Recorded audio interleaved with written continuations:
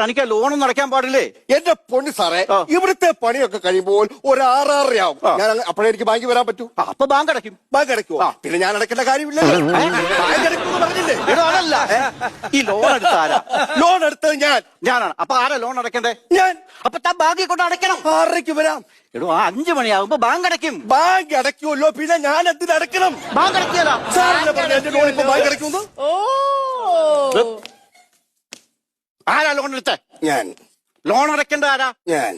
അപ്പൊ ബാങ്കിൽ കൊണ്ട് അടയ്ക്കണ്ടേ? അടയ്ക്കാം. അപ്പൊ താൻ ചെയ്യേണ്ടതെന്നാന്ന് വെച്ചേടോ, 5 മണിയാകുമ്പോ ബാങ്കിന്റെ ഷട്ടർ ഞങ്ങൾ ഇങ്ങനെ താത്തിയിട്ട് താഴിട്ട് പൂട്ടിയിട്ട് ഞങ്ങൾ വീട്ടിൽ പോകും. അത് അടയ്ക്കണമെന്നാണ് പറഞ്ഞത്. ഓ അത് ശരി. ഇനിയിപ്പം ഈ 5 മണിക്ക് തനിക്ക് വരാൻ പറ്റിയില്ലെങ്കിൽ വേറെ ആരെങ്കിലും കൂടെ അടപ്പിക്ക്. അതെന്നാ വർത്തമാനാ സാറാ പറഞ്ഞേ? അതൊരുമാതിരി വൃത്തിയിട്ട പരിപാടി. എന്ത്? ഞാൻ ലോൺ എടുത്തിട്ട് വേറെ കൊണ്ട് ലോൺ അടപ്പിക്കാന്ന് പറഞ്ഞാൽ ആശുപത്രി പുറം ആരെങ്കിലും ചെയ്യുന്ന പരിപാടിയാണോ ഇത്? അല്ലെങ്കിൽ കുടുംബത്തിൽ പറഞ്ഞല്ലേ പറയുന്നത്? ഇപ്പൊ ഏത് കുടുംബത്താ സാറേ പേര്?